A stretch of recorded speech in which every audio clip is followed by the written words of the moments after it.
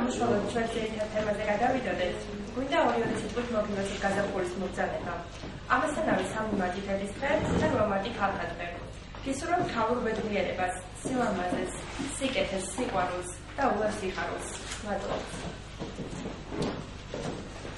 წლებმა საათებად ჩაიარა, წლები საათებად მდედა, დრომ გრაულსაბედად გაიარა, ძნობის ყველა წამი დედა.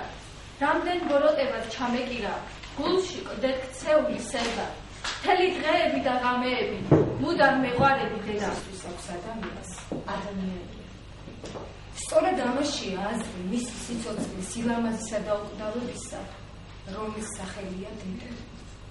დედა შობს, დედა ზრდის, დედა ამაყობს თავისი შვილებით. ვადიდოთ ქალი დედა, რომლის სიყვარულმაც არც ის ზღვარი. ადამიანში თუ კი ამ არსებობს მშვენიერი, ზის სხივებითა და დედის რძით არის შეზავებული. ცოცხლისათვის მოგიფარება, მიწა, ხეწყარი, მზედანიანი, შენ გეფერება ყველაზე მეტად. შენ უარჩინე იგი არა, ამდენი ხანი რომ ზიდან მკერდი, ტკბილ საქართველო, ხელამთლიანი, შენ მოინახე შენი ხალხი. ქართული ქალის მდგომარეობა ოჯახში და საზოგადოებაში დიდად განსხვავდება ყველა სხვა ის ქალის მდგომარეობიდან. მისი როლი, მისი სახელი, მის დამიპატივისცემა მამაკაცებისგან განსაკუთრებული მნიშვნელობისაა.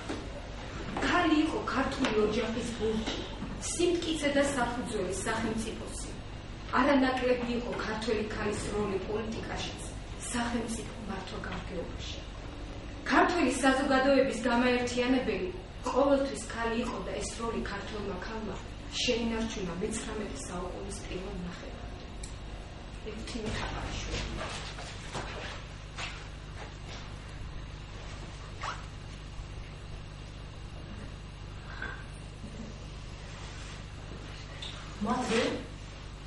მათე ბიჭო, შენ აქ საიდან გაჩნდა? აივნიდან.